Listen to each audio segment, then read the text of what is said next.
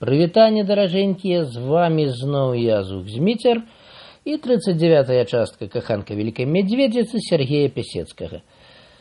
Спадзяюсь, не забываеце мяне аддзячыць падабайкамі за маю працу і расшарваеце відэа. Цікава, што мінулы раз чаго-то выбухнула прама нечакана для мяне па праглядах моя чытанка, менавіта тая частка. Не ведаю чаму, але гэта было прыемна. І YouTube чаму-то яе піярыў. Ну, паехалі. 5-й дзень адзін сяджу на мяліне ў краснасельскім лесе. Шчуры і грабар панеслі за граніцу скуркі, мелі іх вельмі шмат, каб там прадаць. А я застаўся ў лесе сачыць за групай Казіка-павука, які водзіць вялікую групу паўстанцаў. Нас паінфармавалі, што група павука звычайна двойчы вяртаецца з саветаў без тавару, а на трэці нясе назад вялікую колькасць скурак. Нам рупіла тое, каб схапіць гэтую групу тады, калі будуць несці скуркі за 3 партыі тавару. Краснасельскі лес, у якім мяркуем апрацаваць групу павука, яны перасякаюць па 4 дарогах. Калі уважліва назіраць іх пераходы і лічыць па чарзе іх шляхі з таварам, можна прыблізна меркаваць, калі і якім шляхам будуць вяртацца са скуркамі з саветаў. Сяджу і фіксую праходы групы павука. Да гэтага часу ні разу не празяваў, і штодня ўвечары і ранкам праглядаю сляды па 4 дарогах, якімі звычайна ходзіць група павука праз краснасельскі лес. Пасля заціраю гэтыя сляды, якія засталіся на балоце, пяску, на беразе расчулкі і на дарозе, каб лепш заўважаць іх у наступны раз. З гэтага раблю амаль беспамылковую выснову, якой дарогою наступны раз пойдуць сланы. Шчуры і грабар паабяцалі мне вярнуцца найпазней праз тыдзень. Прададуць скуркі і прынясуць тытуню і спірту. Адыходзячы, хлопцы пакінулі мне трохі сала, няпоўную пляшку спірту і некалькі плітак шакаляду. Я павінен абысціся гэтым да іх звароту. Неўзабаве, пасля адыходу сяброў пачалася залева. Ліло без перапынку дзень і ноч. Я наскрозь прамок. Раніцай пачаў будаваць сабе будан, але той быў слабы, цесны і працякаў. Тады я надраў шмат кары з дрэў і пачаў рабіць страху. Працаваў доўга, а з абдумваннем кожнай драбязы і работай забіваў самоту. Нарэшце закончыў страху, замацаваў яе на 4 жэрдках над вогнішчам, якое без перапынку заліваў дождж. Пасля, схаваўшыся ад дажджу зверху, пачаў будаваць 3 бакавыя сцяны, каб касы дождж не забіваў і пад страху. Дровы для вогнішча былі мокрыя і дыміліся. Гэта стамляла мяне і было небяспечна, бо дым здалёк выдаваў маю прысутнасць. У кіламетры ад схованкі заўважыў складзеныя штабелямі сухія бярозавыя дровы. Зняўшы верхнюю частку, пачаў іх насіць да сябе. Складаў пад страхой так, каб не змоклі. Зараз меў шмат дроў і быў добра схаваны ад непагадзі. Кот увесь час круціўся ля мяне. Як толькі дождж пераставаў ліць, кот знікаў недзе ў лесе, вяртаўся мокрым, цёрся аб мяне, грэўся пры вогнішчы і спяваў сваю аднастайную песню. Мне рабілася весялей, калі адчуваў прысутнасць кота. Я размаўляў з ім, дзяліўся рэшткамі яды, а ён прымаў усё гэта за належную ўвагу. Аднак, нягледзячы на яго прэтэнзійную паставу, мой сябар з адцечаным хвастом і падзёртымі вушамі выглядаў бяздомным абарванцам, валацугам, а не сур'ёзным хатнім пагромшчыкам мышэй.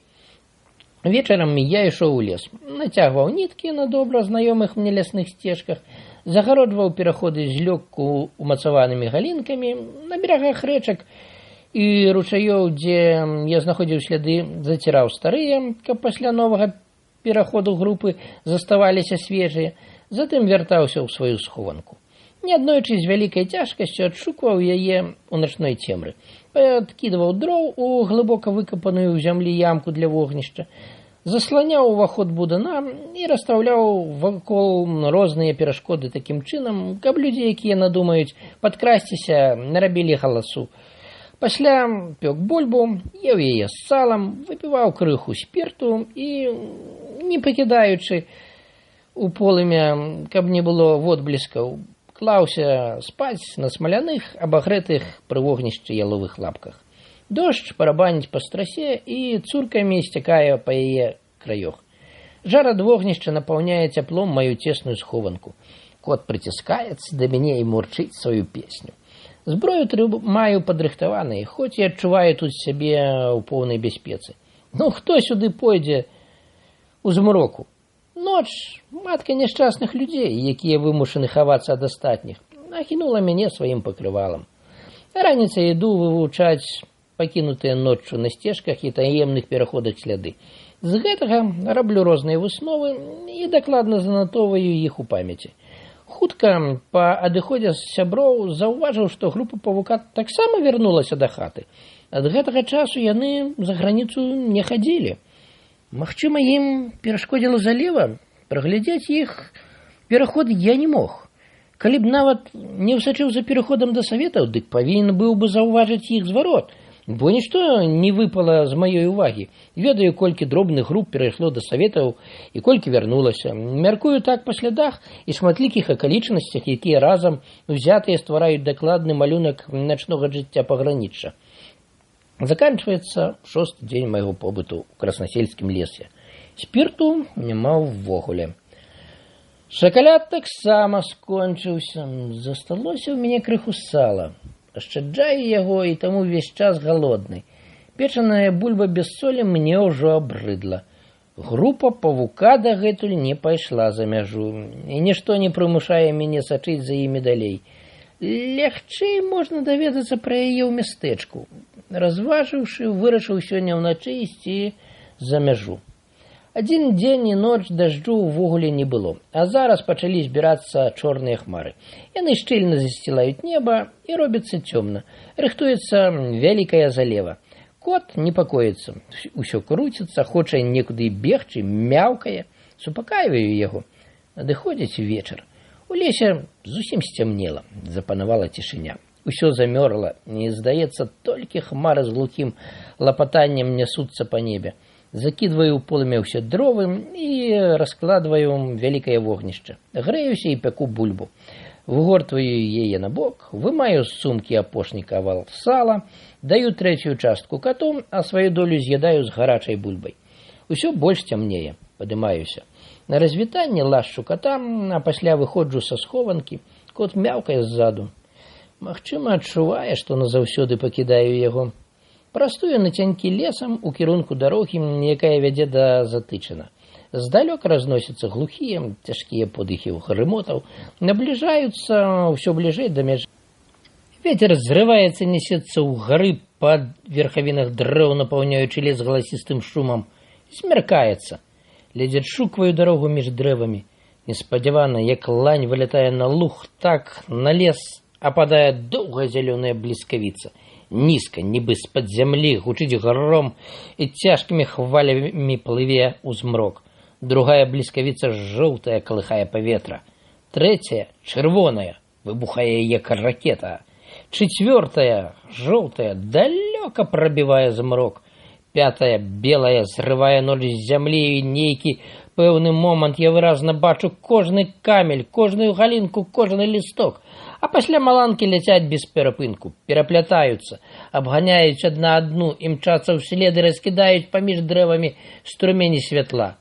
Паветра дзівосна калышацца, цяжка гудзіць, дрэвы хістаюцца, навальніца. Вецер ламае галіны і кідае на зямлю дрэвы, бліскавіцы ўшчэнт разбіваюць наймагутнейшыя хвоі, яліны і бярозы, лес трымціць. Крочу ўсё наперад. Зверху на галаву ляціць галлё, недзе справа і злева падаюць паламаныя дрэвы, у гары мігцяць маланкі, трывожны пошум леса зліваецца са свістам ветру і гукам грому. Я трымаю ў руцэ ліхтарык, але каб свяціць ён не патрэбны. Бліскавіцы без упынку раз'ясняюць дарогу. Нарэшце, выбіраюся на ўзлесак. Полем іду ў некалькіх дзесятках метраў ад апошніх дрэў. Так бяспечней. Не прыцісне зламанае дрэва, не стукне, злятаючы з вышыні надламаны сук. Пачынаецца залева. На палях плывуць ручаі вады. Неўзабаве я наскрозь мокры. Спрабую ліхтарык, ужо сапсаваўся. Тады вымаю з кішэні наган І з 2 рэвальверамі ў руках іду наперад. Стараюся ўзбіцца на тракт. Інакш у такое надвор'е не здолеў бы адшукаць патрэбны напрамак. Нарэшце, знаходжу дарогу. Доўга вывучаю яе, перш чым адважваюся ісці наперад. Баюся, каб не апынуцца на памылковым шляху. Крочу наперад, зброя напагатове. Пад дажджавой завесай чапаю далей па бясконцых лужынах. Паабапал дарогі у рвах нясуцца рэкі вады. Што зараз робіць кот? Ад маёй лясной схованкі буда з вогнішчам, напэўна, не засталося і следу. Іду трактам, усё наперад і наперад. Мінаю адзін за адным некалькі мастоў, лічу іх, паблізу павінен быць мост на другой лініі. Спыняюся і слухаю, але праз хвіліну рухаюся далей. Ці можна што-небудзь распазнаць у гэтай буры гукаў? Заходжу на мост, паволі, увесь у напруджанні, трымаючы пальцы на ўзведзеных курках рэвальвераў, крочу наперад. Можа, вось тут каля мяне нехта ёсць? Ад неспадзяванкі ледзь не валюся, мала заставалася, каб не стрэліў. Затрымліваюся і дакранаюся нагой да нечага мяккага. Гэта згублены мяшок з сенам. Рухаюся далей. Дарога пнецца ўгару па слізкім схіле пагорка.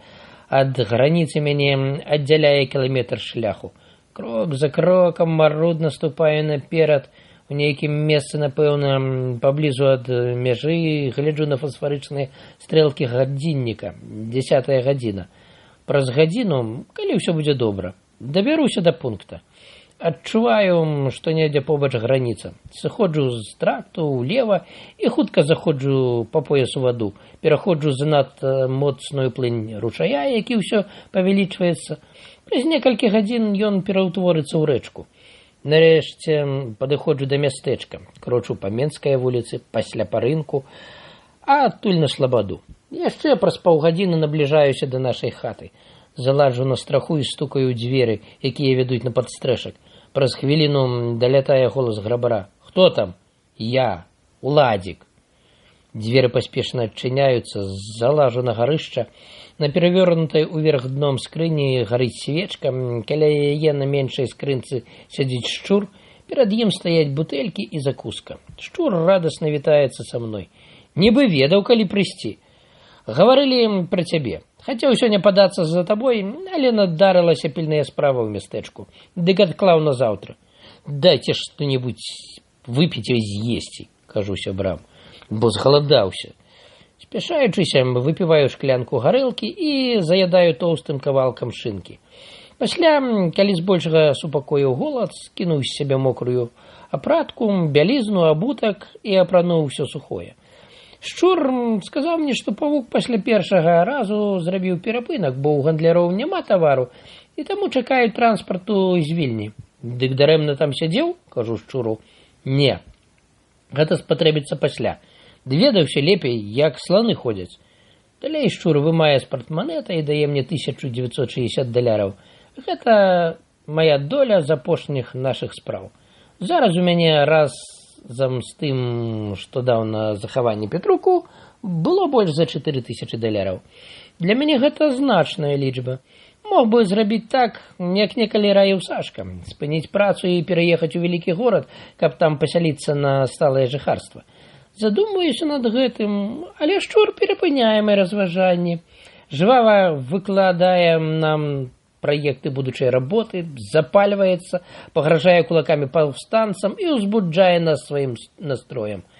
Выпілі яшчэ шклянку сівухі за поспех і паклаліся спаць. Шчур з-за залевы не вярнуўся ў мястэчка, застаўся з намі начаваць. Сказаў мне, што параненага паўстанца лечаць па прыёму ў мястэчку і што група, з якой ён ішоў, вярталася без грошай і кантралёра. Курылі папяросы і доўга паціху размаўлялі. Над намі шалела навальніца, я заснуў. У тую ноч мне сніліся сланы. Не афрыканскія і не індыйскія, а нашы, пагранічныя, якіх старыя фартоўцы пагардліва называюць паўстанцамі. Сачыў за імі, гнаў, лавіў, дапамагаў мне ў гэтым вялікі рыжыкот з засечаным хвастом і паддзёртымі вушамі. Ну вось і канец 39-й часткі. Каратенькая крышачку. Про падабайкі лішні раз гаварыць не буду.